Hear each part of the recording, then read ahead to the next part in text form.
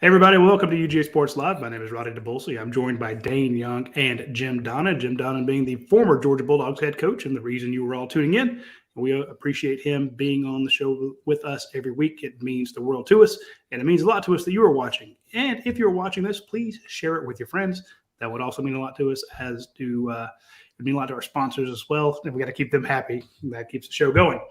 I was not in town this past Saturday, but Georgia held its first spring practice. So I was just like everybody else. I was reading the dog vent, trying to find out what happened in Georgia's first scrimmage, trying to find out what happened in the scrimmage, who stood out, who didn't, most importantly, was anybody hurt? So I was checking the board, which is interesting. If you're overseas, you need to have a VPN to read the board, but it's not that hard. You get a VPN.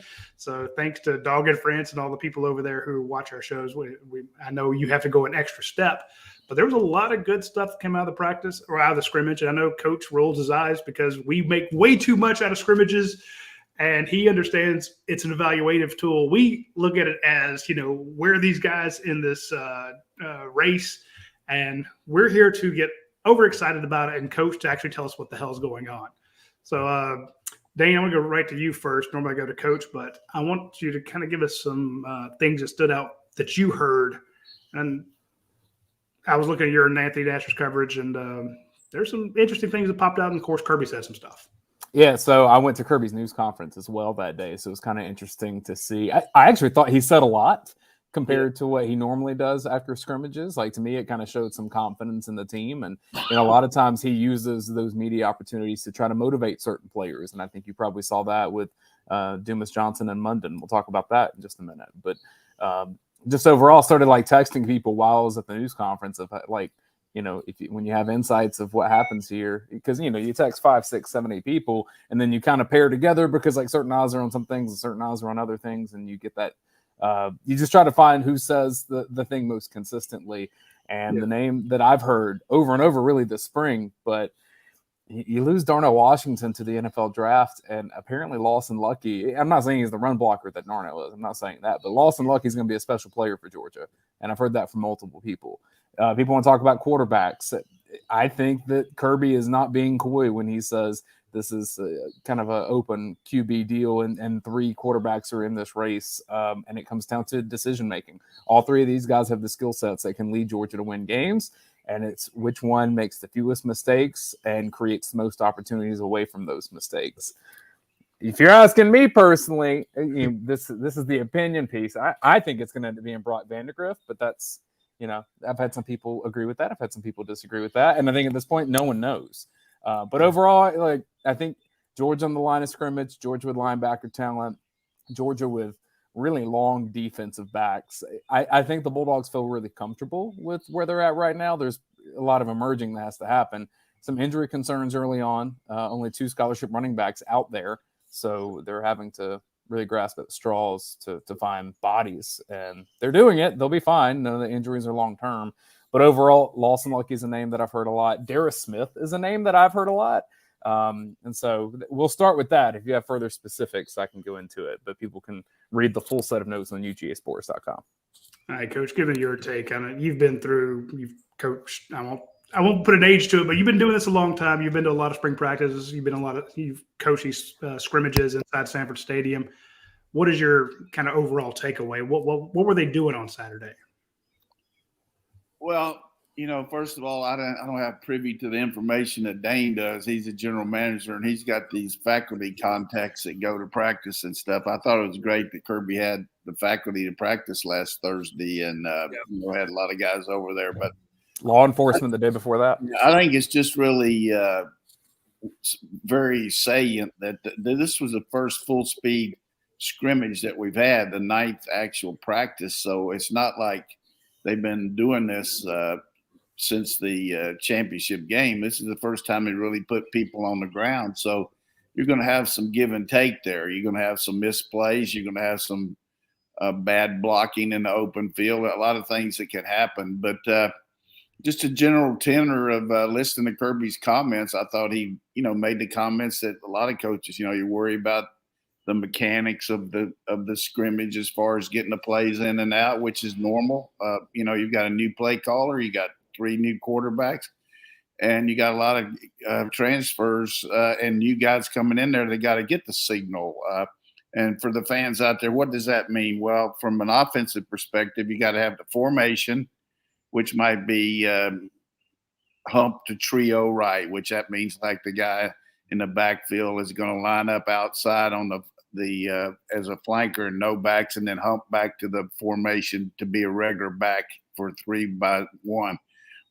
So hump to trio right, slide left, Dixie might be the play call. You never know what it might be, but you got to get all that.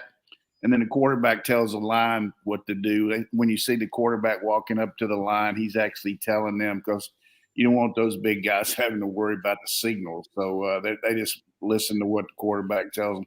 And then you got to go against our defense, which is probably the most complicated one to go against in the country as far as looking at different things. I mean, you could see odd front, an even front, a stacked front, a lot of stuff.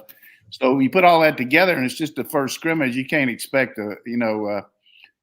putting in just a beautiful, well accomplished deal. And the whole thing gets down to this: if the offense plays good, you're mad about the defense. If defense plays good, you're mad about the offense. If return a kick, you're glad about the return, but you're worried about the coverage. You're going against yourself. So it's a good standard. And the one overriding thing that I think is just really good to mention, it's not like a regular game where you have maybe 60 to 70 plays on offense or defense. You've got 190 to 200 plays. Holy crap. Because you're letting every team run 60 plays. And then you're running situational deals where I know you get these stats about interceptions and fumbles and all. Well, defense should intercept some passes on 3rd and 7, 3rd and 8. They know what's happening. The quarterback's trying to make a first down.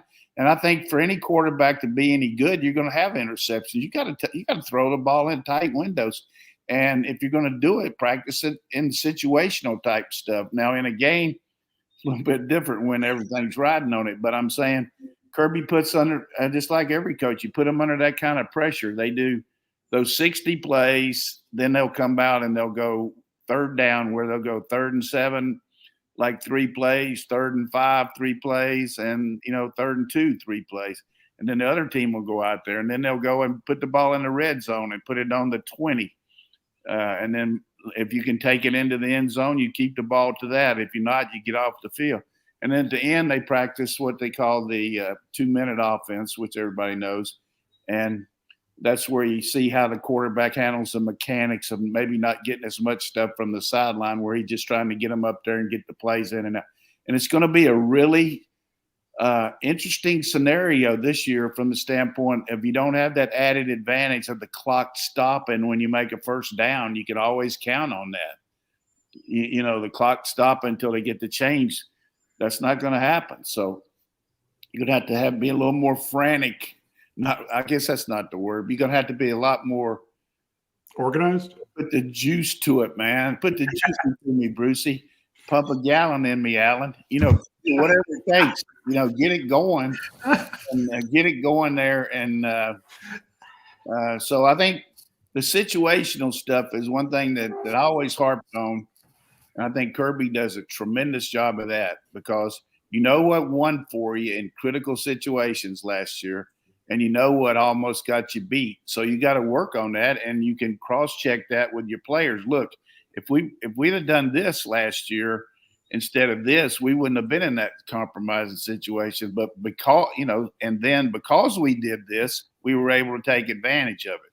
So that's why you prepare your team. So I don't get too caught up in too much of. I think these reports are great and all that about what happens, but I think what you're trying to do is prepare your team for the game type situations that they're going to see. And maybe they didn't cut them loose quite as much last week since it was the first scrimmage as they will this next one.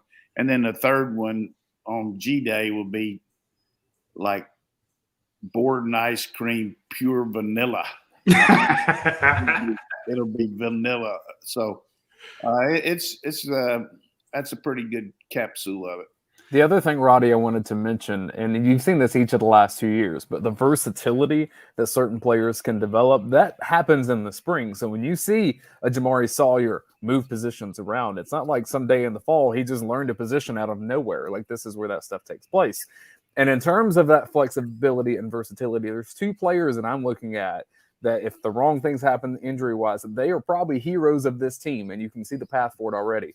Javon Bullard with his cross-training, Xavier Truss. I don't think nearly enough people talk about Xavier Truss because if things go poorly with tackle, it's not a very deep position for Georgia. Truss has experience there, and Georgia may need him for that. Yeah, that's a good point. And Blasky, too. He can play center, guard, tackle.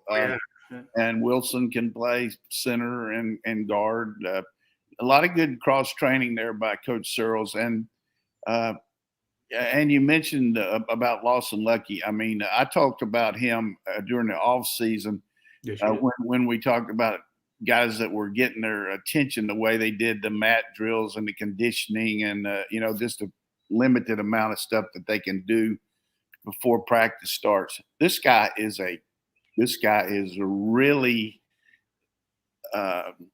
different type of athlete from the standpoint, not as big, wide as Darnell or tall or maybe a little bit bigger than Brock, maybe not quite as fast, but he can motor. From what I understand, he went 70 yards against the number one defense on a touchdown pass the other day, caught it for about 20 and ran for 50, and that's hard to do. He's, I'm a little biased because I coach his dad and his dad's brother, but I'm not biased in this. I'll just go out on a limb. He's as close to a can't miss guy as we've got here from the freshman group in there. This guy is the real freaking deal. I'm glad you said that, Coach. And we've got a lot of questions, and there's one question about Brock Bowers. We'll get to those after. He is the real freaking deal, Brock Bowers. The one note that I got when I was out of town from somebody who I trust implicitly when it comes to Georgia news and insider information, the only person he talked about in that whole scrimmage was Lawson Lucky. He says he's the next Brock Bowers. And I'm like, I had to pick my jaw up off the floor. I'm like, well, and this person is not prone to hyperbole, but that's how much this person has been impressed by Lawson Lucky. It's asking a little bit to say he's Brock Bowers. Yeah, I know, but it's just to put him in the same sentence, Coach, is a big deal. It's just the skill set that Brock has is just so different, being a fast tight end that can play wide receiver and a wide receiver that's tight enough to block and the inside as a tight end. This guy can do all that too. He can move around and all. And of course, I don't want to shortchange Delp. I really thought Delp had a great year last year, learned a lot, and he's gonna be very much in the mix too. I really like Delp, and it just gives you so much more versatility from your formational calls. Where if you look at the success that, for example, that in 2019 when LSU won the national championship, one of their real good credos where they were able to not substitute, and with the Clyde Edwards, whatever his last name, they were able to run him out and be a wide receiver and not substitute, and people couldn't put their defense in there, So I think that's what happened with us last year with Bowers and Washington. Both of them can move out and flex, and you can run some of the formations you'd run with three wide receivers. And everybody's saying, well, we won't be able to do as much two tight end as last year. That was what the preliminary deal was. I would say we can do it if we want to, but all of a sudden we got two transfers in here that he didn't bring in here to sit over there and pass out Gatorade on the sideline as wide receiver, or Powerade, excuse me. That's Powerade at George Coke product place. So love it.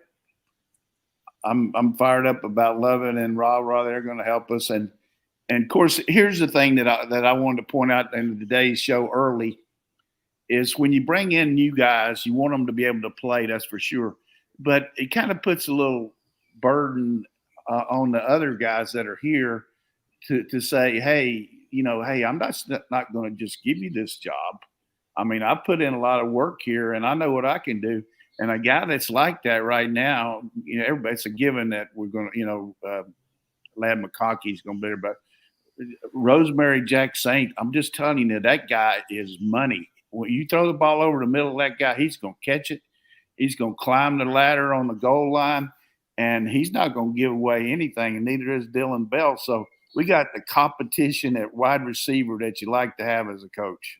One of my favorite things about this roster, too, comparing from when Kirby arrived 8 years ago, obviously you see the difference in the size of offensive linemen. You see the length in the defensive backs. But compare some of the early tight ends in those days to the current iterations of tight ends, and they're so much more dynamic in the open field.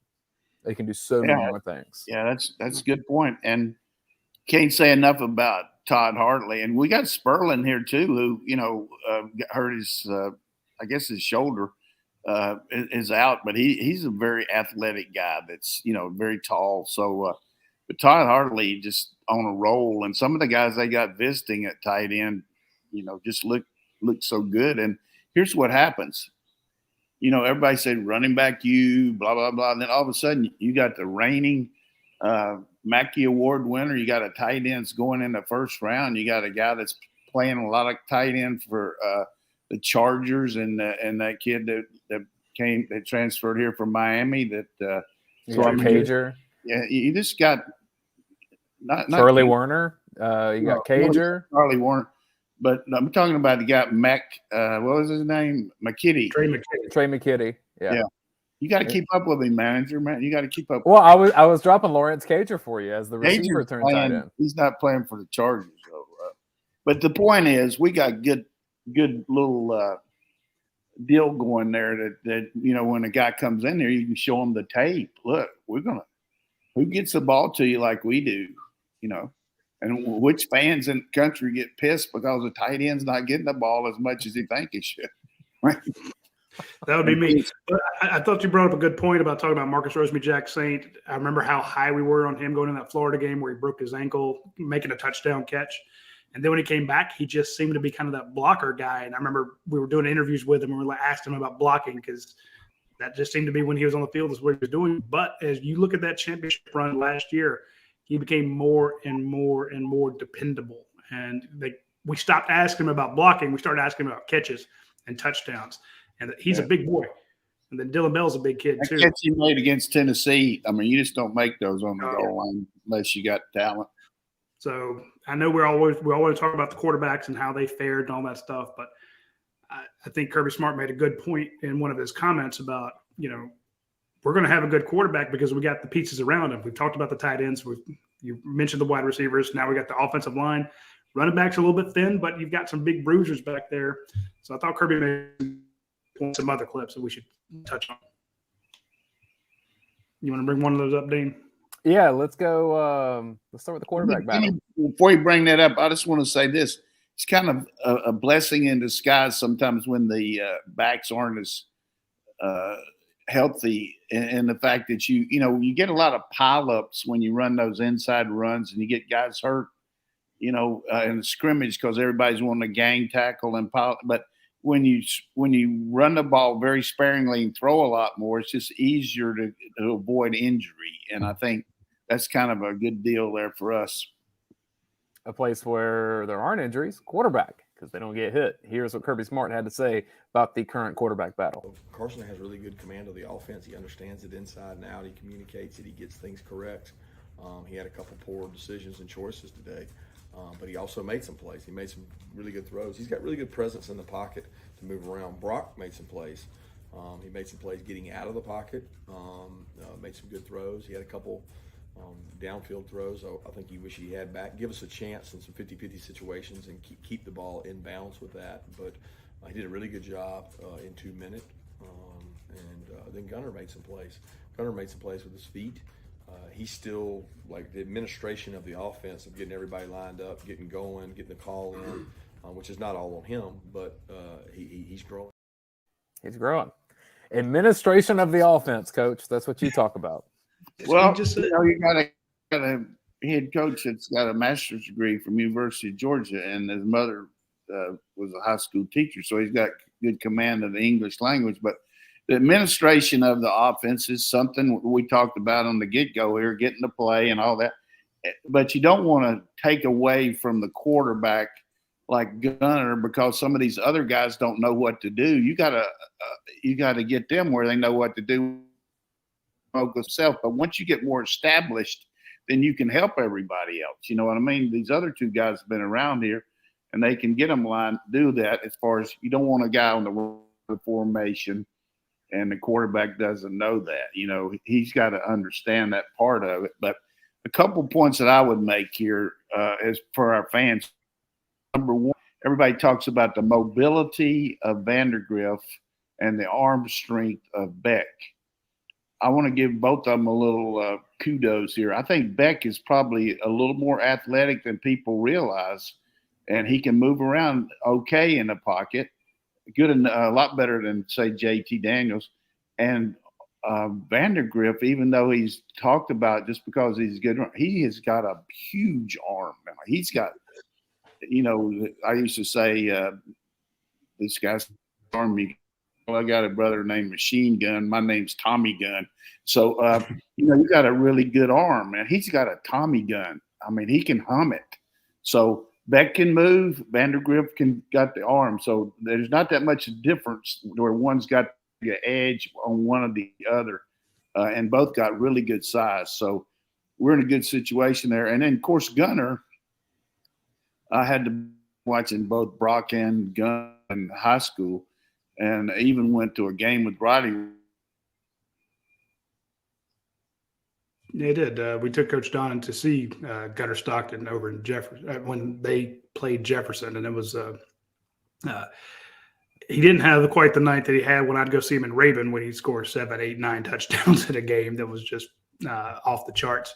But yeah, that's a kid's real big pickup. I mean. When it comes to the offense, he did, we heard great things about how he did, you know, as the scout team quarterback, picking up the different styles of offense, picking up, you know, the iterations. I know he won a lot of fans and admirers going into the national championship game when he said, "Coach, let the you know, you can take off my protective black jersey and let me run and let the defense try to tackle me, and I'll pretend to be Max Duggan, you know, Duggan, however it is." And I thought, you know, that toughness, we've seen that toughness. And a lot of people are kind of writing him out of this competition, mainly because, you know, all we hear about is the other two. But, he, you know, Carson Beck's been here, 3 years? You know, it's Brock's been here 2. He's only been here 1. He is a little bit behind the 8 ball, but I think Coach made a good point that, you know, he's got the same tools. He just may not have been there. And Kirby Smart was giving him credit, saying, look, you know, he's administrating the offense really well. So to me, though, I think, Dane, we can say this is a 2-man race. Maybe I'm saying that because this afternoon, if you stick around for UGASports this evening about 6:30, Kirby Smart is getting us, you know, we're going to be able to talk to Carson Beck. We're going to be able to talk to Brock Vandegrift. We normally don't get to talk to guys like that. So I don't say it's the first time we've been able to speak to guys in a quarterback race, but it's not very often that we get to. I mean, I can tell you in 2020 that you didn't talk to Stetson Bennett until he played. So It doesn't mean everything. I'm not saying everything, but it's just a situation where I agree with you. Like, I think your point's valid. I'm just saying I've covered too much stuff. Like, you could tell me that someone's not even on the roster yet will find their way to be quarterback, and I'd be like, well, I've seen it before. Yeah. Like, well, that's happens. So you get having those two guys meet with the press today. If one were ahead of the other by leaps and bounds, you probably would only get the one, but we're getting them both. So I think that's an indication that, hey, they both get to tell their story. And I don't think that Kirby settled on one as a diehard yet. So anyway, hey, we need to mention some of our friends here real quick. And I want to talk about Academia Brewing Company. There's a lot of fun stuff going on in Academia Brewing Company right now. This Saturday, they're going to have, it's going to be this Sunday. They're going to have the brunch egg hunts and egg decorating. They're going to have a bunch of egg hunts. They start at 11. Doors open at 10. There's a bunch of new spring cocktails. You need to try those out. They have their chicken and waffles or a lox bagel. That's new. So a lot of fun stuff going over there for Easter at Academia Brewing Company. This Thursday, they're having the Atlanta Poker Club. So come by at 7 o'clock. That's when the cars start flying. It's a special event. They're also going to have a bike night. So you can swing by there. And if you're big into riding motorcycles, they also have axe throwing with lumberjacks. So it's axe throwing halls and apparel. Cycle World helps them with the bike night. My point is there's a ton of events that go on at Academia Brewing Company. These are the folks that have great beers. I had some good beer when I was last week. I will say I will put up Academia against any of them. So Academia, they make great beer, they have great food, and they have great events. So check them out when you get a chance. I also want to mention our friends at Europie. I tell people it's Tuesday, so jump on the Europie train, order your salads, your sandwiches, your pizzas, your gelato, everything on the Europie app. Get double points, and they will send you free stuff, absolutely. But the cool thing is, you also, if they know you're active on the app, they'll send you deals. Like I got one the other day, one of their giant pizzas, 14-inch cheese pizza, $10. Can't beat that. It's going to be the best pizza you've ever had, huge, for $10. And it comes to the app, says, hey, here's a deal for you. So be sure to hit up our friends at Europie when you get the chance. So you have your quarterback battle. We don't know who the quarterback's going to be. You have a battle at left tackle. We don't know who the left tackle is going to be. That's usually but that's problematic for most football teams. But Kirby Smart sounds pretty pleased with the race between Ernest Green and Austin Blaskey. Here he is talking about both of them first, about Blaskey. Oh, he's a competitor. I don't know that there's anybody on the offensive line that practices as hard and as physical as he does day in and day out. And he doubles as a center too. He goes in and plays center as well. So he's really intelligent. He's worked really hard. He's really good on our loose plays. He can cover down. He's athletic. He does a good job. Ernest is doing a really phenomenal job as well. Ernest gives us something we didn't have in the last couple of years, in the run game. All right, Coach, when I heard Kirby say that, I knew I had to ask you, what does Ernest Green do in the run game that Georgia hasn't had? Because my untrained eye, I look at Georgia's tackles the last couple of years and thought they've done pretty well in the run game. I mean, he's just a big masher. I mean, he just lines up and mauls you. I mean, he's a big physical guy that, his dad played pro football. So, I mean, he's been kicking back as a left tackle ever since he came out of the womb so much. I mean, this guy knows how to do it. And I was smart by Kirby and Ron Corson getting his surgery there, where he could still come up for spring practice and everything, later in the season. So,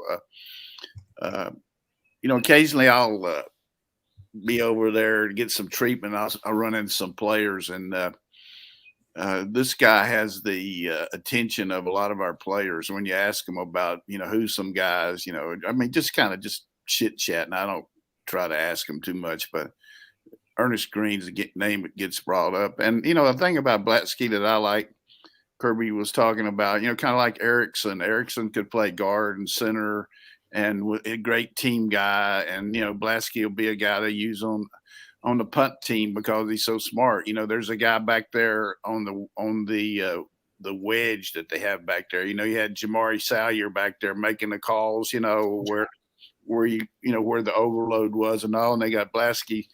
I noticed the one day I was over there for a little bit, he's doing some stuff on the punt back there because he's smart. So you got a veteran guy who's trying to fight off a young guy who, has a little edge size-wise, but it's a good competition. So I think we got several good young freshman linemen coming in too, and we got that Freeling guy who's already here. But don't sleep on Micah Morris or Jared Wilson, the kid from North Carolina, good-looking kid that can move around. We got some, which I like when the twos go out there. Quarterback's got a chance to raise his arm. He got a chance to do some things. So, and sometimes you get a little bit. People say, "Well, the pass protection not that great because they had so many sacks." But the thing that happens in the practice here, the coach has the whistle out there, and he's going to blow it, and it might be a sack, but the quarterback could have run too, but it doesn't matter. It puts the pressure on the lineman to not let anybody touch him. So it makes your protection that much better. So you don't see as much of that in the regular practices. They let the quarterback continue to go because you want to see the ball launch down the field so the defensive backs can see the ball in the air. Well, and Roddy, one thing I wanted to point out too with the tackles, because the question I get is, why is Amarius Mims not a left tackle? And quite frankly, the answer that I've heard from people that know more than me, they say he doesn't drop back to his left as well as he does his right. So he's going to be a better right tackle than he is a left tackle. Put him in the spot where he can be the best. Hey, Kyle B actually asked that exact question. Kyle B says, why doesn't Marius, I'm sure he means Amarius, move to left tackle? Isn't that where you put your best lineman?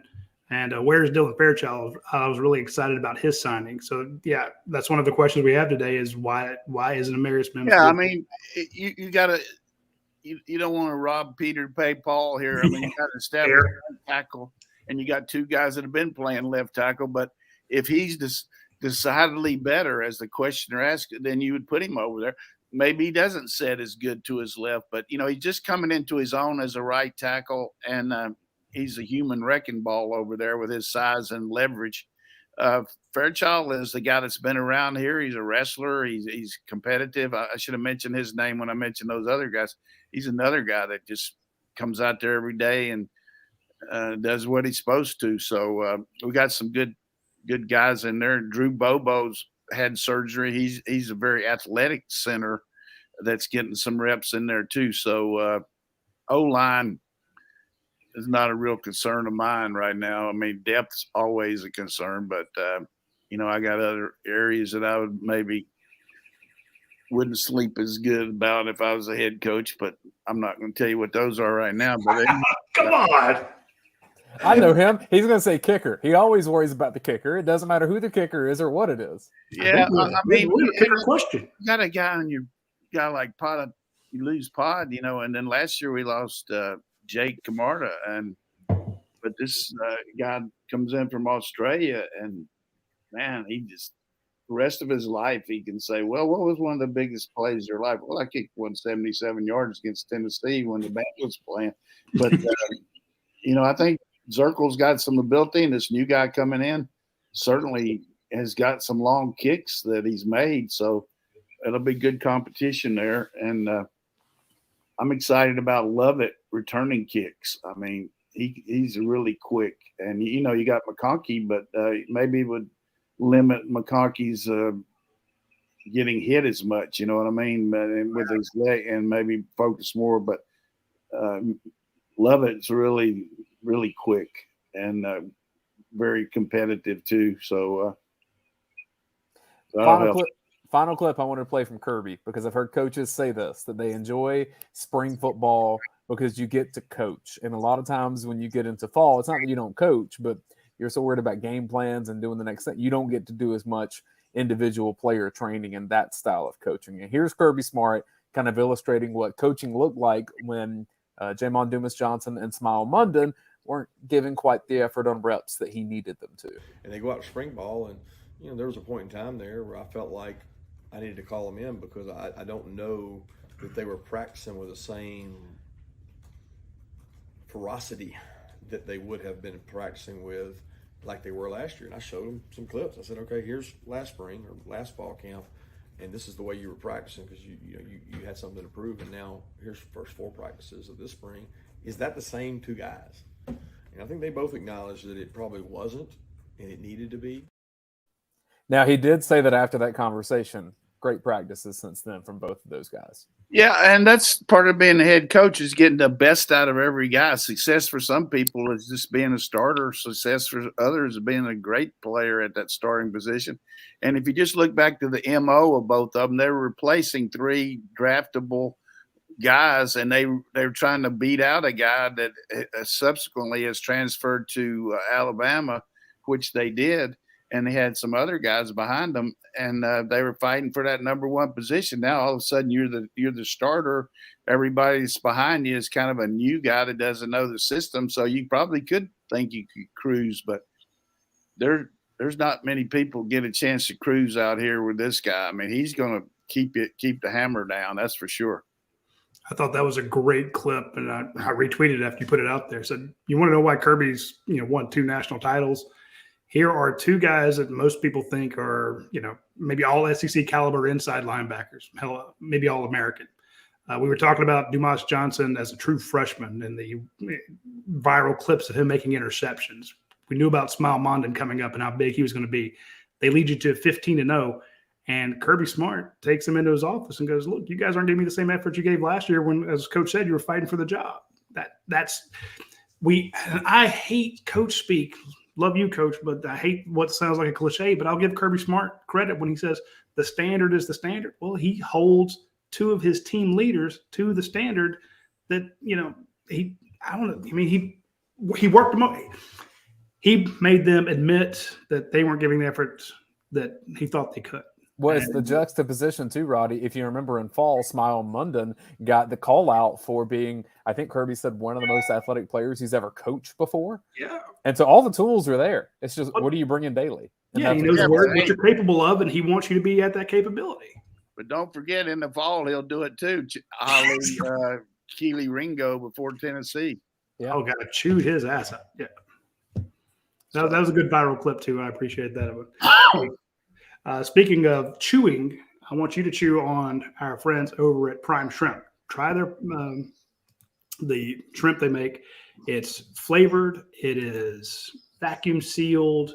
It is beheaded. The heads are removed. The shell is removed. It's phenomenal shrimp. You get it sent directly to your home. It comes in these cool little packets there. You'll see them on your screen if you're watching the show. If you're listening to it, just imagine the most succulent-looking shrimp you've ever seen in your life. And you take it and you put it in your freezer, okay? Take it out of your freezer when you want some great shrimp.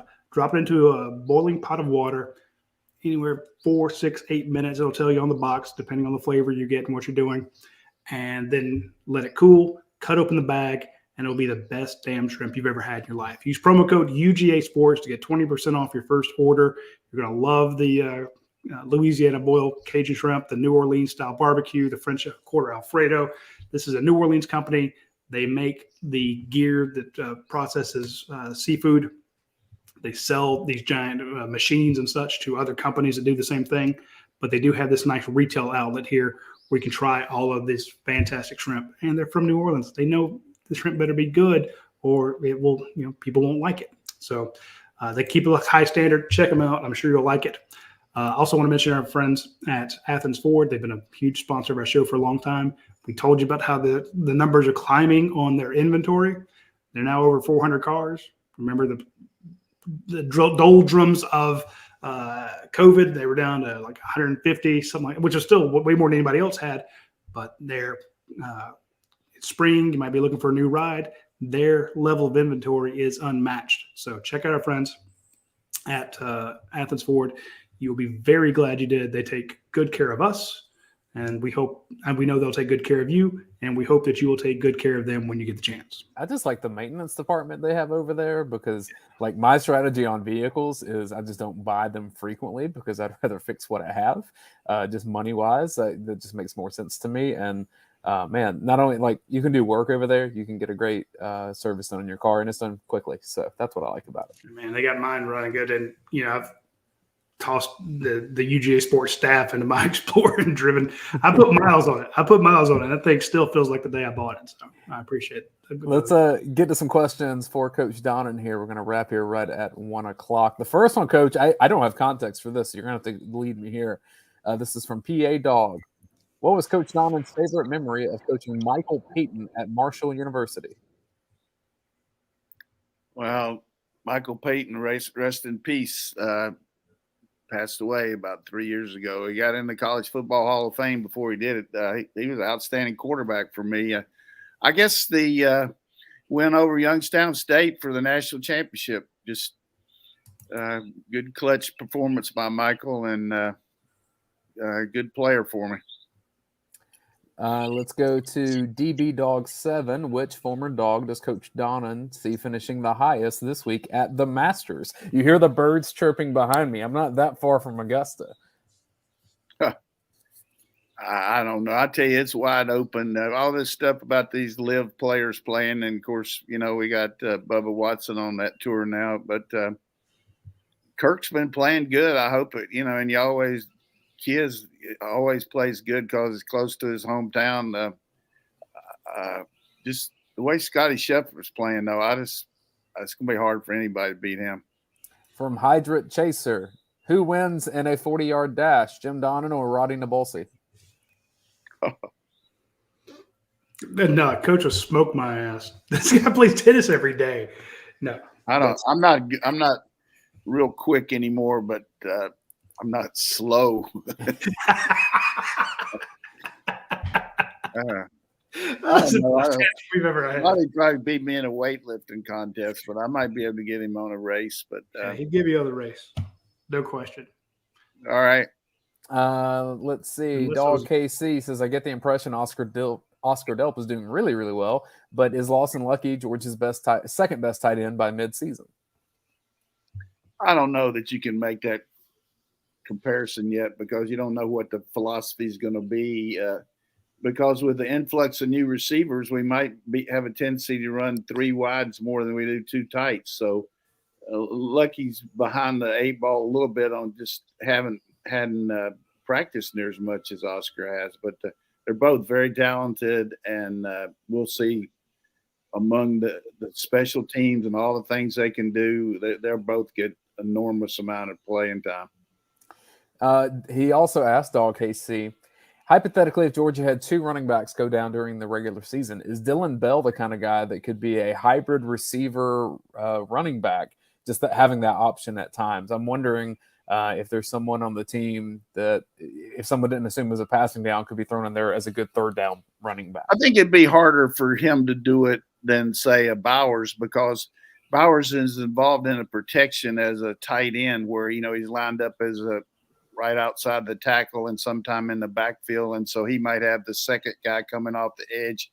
He already understands the nuances of pass protection, and he's used to carrying the ball a lot. And with these, even though he doesn't do it in the games much, but he does run the jet sweep and things like that and reverses. So, and at one point last year when we did have a couple injuries, I know Coach McGee and Coach Hartley and Coach Munkin and Coach Smart had him back there, just kind of an insurance situation. So I would think Brock would be the first guy they'd use in that. But Bell certainly has the makeup physically. I mean, we've talked about it when typecasting, we're saying he's like a wide receiver out there with his size. But the guy's got explosive power going up for the ball, though. He can go up and with really strong hands, and he's tremendous on the fade and the back shoulder. I mean, he's a weapon.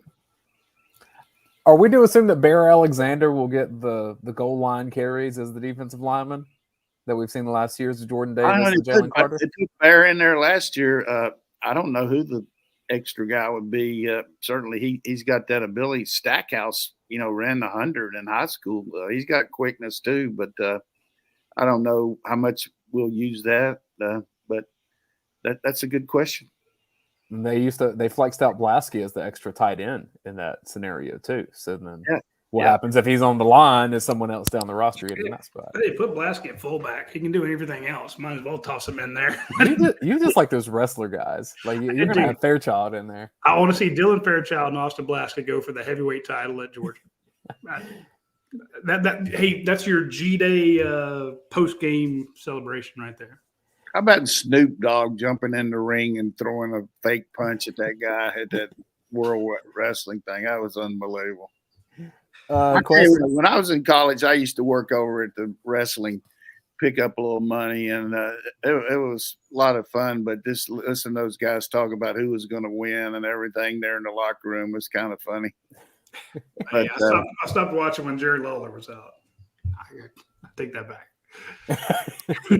Gorgeous, remember Gorgeous George? Gorgeous George, baby, absolutely. Gorgeous George, man, he was down there. My grandmother used to call me Rowdy Roddy for Rowdy Roddy Piper. He needs some bagpipes. So she started calling me Rowdy. And I'm like, you don't even watch wrestling. You haven't watched since Gorgeous George was out there, lady. But she's a lot. It cracked me up. Question from Billy Zane. He says, Kirby Smart's proven that if you play defense at Georgia, you don't have to fill up the stat sheet with 15 sacks, 8 interceptions to be a first-round pick. Do you think that can or will translate to offense? Will we see unicorns like Darnell Washington get drafted without the big offensive numbers, even though a guy like Bowers will have big offensive numbers? Long-winded question to say, I'm wondering if NFL teams will value Georgia's offensive skill guys more, maybe the way that they have defensive players. It's a good question. I don't know that they would look at as much the philosophy of a team as the characteristics of the player.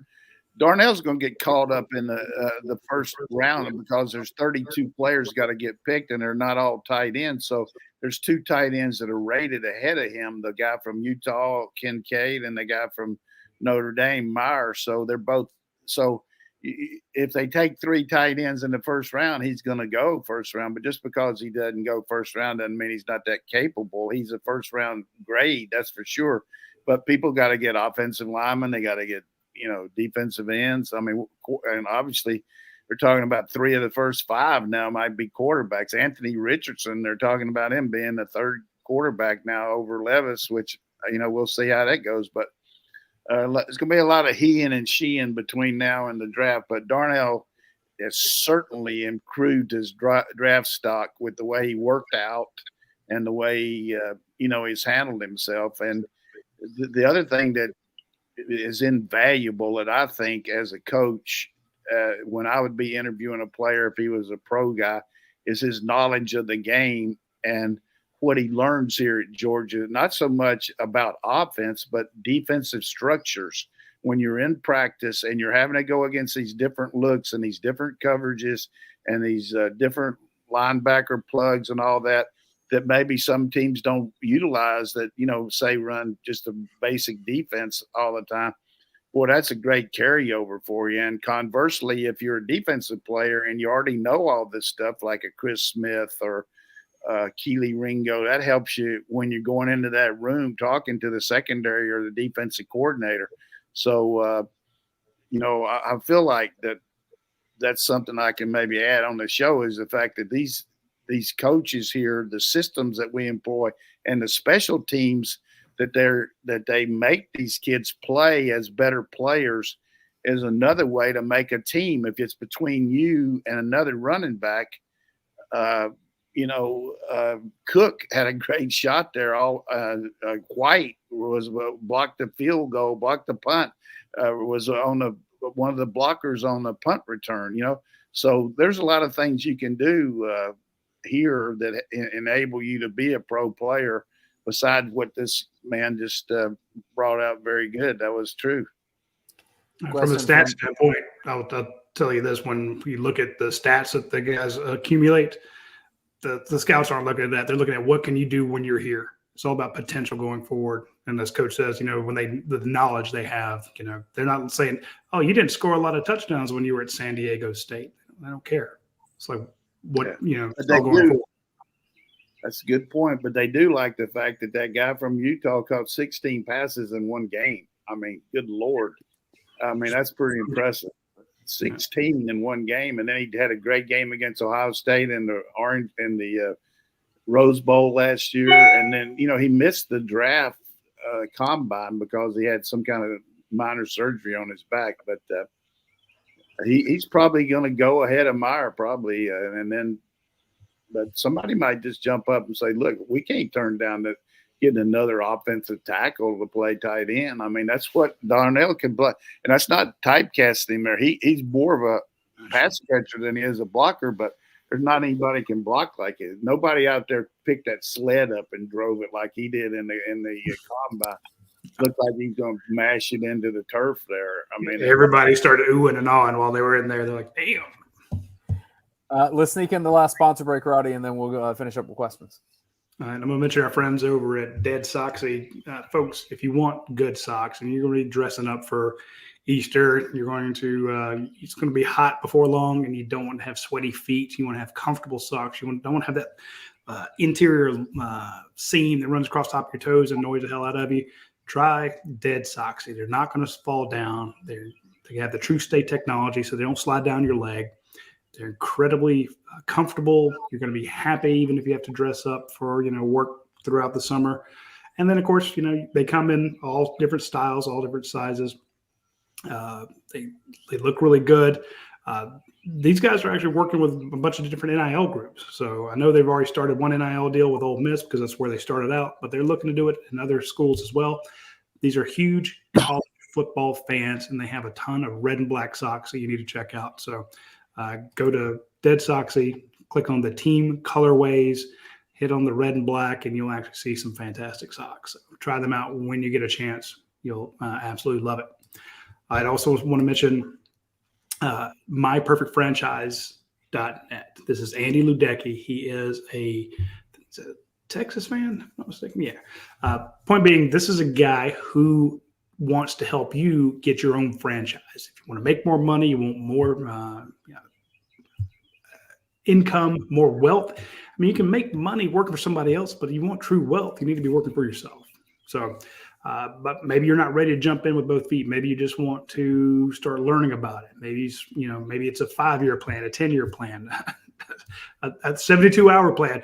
Whatever you're thinking, Andy can help you out with it. It is free. So reach out to Andy Ludecky at myperfectfranchise.net. You can call him, you can text him, you can email him, you can send him a smoke signal. He will respond, and he will help you free of charge. It's the biggest no-brainer. There's 3,000 different options out there. He will help guide you to the one that fits your lifestyle and fits your goals. So hit up Andy Ludecky at myperfectfranchise.net. Phil Rogers asked Roddy, how was your trip? Phil, I cannot confirm, but my suspicion is that Roddy met with German football recruits to see where their head was. And I don't know if stories will be coming from that. Looking for a kicker, man. Looking for a kicker. It's funny, though. The first magazine I picked up was a German magazine, and the kids were playing American football on the cover. So I'm just telling you. The game's growing is what you're saying. How was your trip? Phil wants to know. Fantastic. Shout out to Dr. Nabulsi. She was asked to speak at a conference there at the University of Hamburg. I'd never been to Germany. It was a wonderful time. I appreciate being the arm candy that gets to ride with her to her lecture and, sit there and look pretty at all the dinners. So I did a good job. She's lovely. And she's smarter than you. So she graduated in 3 years with honors from Rome, from Berry College, and then got 2 degrees at UGA. And, they flew her across the world to give a lecture. So there you go.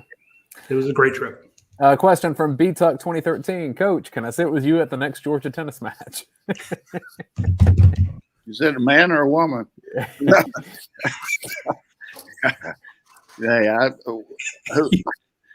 What did he say?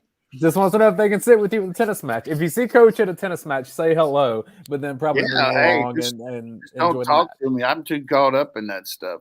I'm glad to. Hey, that's good. Sit with me, but don't bug me. No, I don't mean that. I'd be glad to talk to you, but I come across the wrong way. I'm intent watching the match, though. Hey, how about those dogs? Though we're 8-0. The best anybody beside us has lost 2. We got a tough weekend going to South Carolina and then also to Florida, but we've already beaten South Carolina in an indoor match, so gonna be interesting. But we're kind of sitting on the precipice of winning the regular season, so and we're really starting to peak too. We've got some really good young players, and our older players are playing good, and then we've got one of the top recruiting classes in the country coming in too. So tennis looks good. Women's tennis is right there too. Both of them ranked in the top 7 in the country. All right. EB1 says, Coach, do you have a sleeper offensively and defensively for the incoming freshman 2023 class? Yeah, there's no doubt about Lawson Lucky is I guess you can't call him a sleeper now, but he's a guy that gets my attention pretty quick. And then on defense, I think Raylan Wilson, number 5, neither one of these guys are sleepers. They're just players, but they're guys that certainly, after you watch this show, you can go over to Dairy Queen and get you a chocolate milkshake. Night Dog says, will Zirkle put the clamps on the kicker job, or will Peyton Woodring have a shot? He's his field goal kicker, kickoff specialist, and also potential holder, ?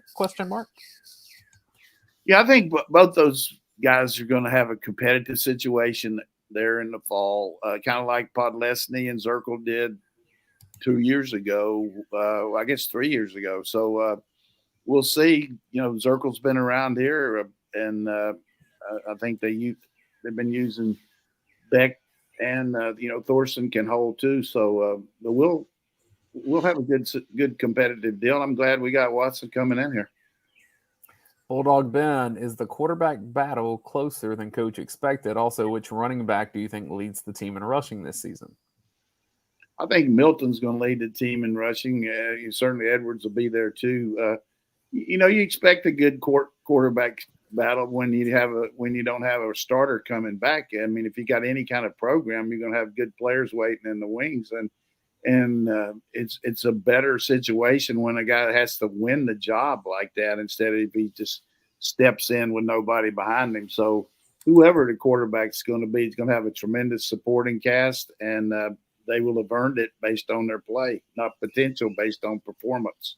2 more questions and we're wrapping. Savannah Doggett says, even though he won't arrive until the summer, do you think Troy Bowles will play this year? Yeah, I think he'll play, maybe not a lot at linebacker, but certainly special teams. He's a very gifted player and certainly smart. Comes from a really good high school. And of course, his dad, pro coach, he knows football. He'll play. Final question. How does Coach Donnan compare Brock Bowers and Keith Jackson? Keith Jackson was the best player I ever coached outside of Georgia. Champ Bailey was the best player I ever coached anywhere. I think Brock's certainly in that category. I haven't seen Brock play the cello, which Keith could do, which, you don't find many guys his size, or I haven't seen Brock dunk a basketball, play basketball like Keith. Very proud of Keith. He's got that nonprofit organization there in Little Rock where he helps underprivileged kids, and they've raised millions of dollars.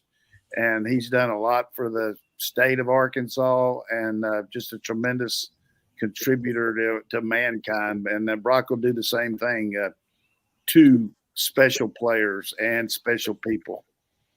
Absolutely. Coach, we know you need to go. We appreciate it. Can't tell you how much. Yeah. Hey, the only reason I'm going is I'm trying to help the dogs today. That's my yeah, I know. Hopefully we'll have some good news from you here for next week's show. I'm trying to help the dogs. All right. We'll see you there, Ed.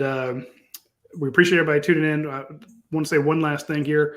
Our thoughts and prayers go to the families of Dave Van Hallinger, who passed away. He was Georgia's Hall of Fame strength coach. This was a guy who was very kind to me when I was a young reporter on the beat. Always very friendly. You could always rely on him to have a big smile. And I can tell you when he passed away, that made a lot of people very sad. There will be a lot of former Georgia players that go to his celebration of life because he meant a lot to the Georgia program. He did wonders while he was at UGA. Very well. Never met anybody that had a bad word to say about Dave Van Hallinger. So we give our prayers to his family. Also, want to shout out to all of our sponsors. We appreciate them for being here. We appreciate all of you for being here. We appreciate all the people that ask questions. We have a lot more we will be talking about next week, next Tuesday at noon, because Georgia's going to have another scrimmage. And as Coach said, maybe they let them ramp it up a little bit more in the upcoming scrimmage. So hopefully we can get Dayne to put the screws to people like he did this past weekend, and we'll get some insider information that you can get at UGASports.com. Anyway, we will see you next Tuesday. Take care.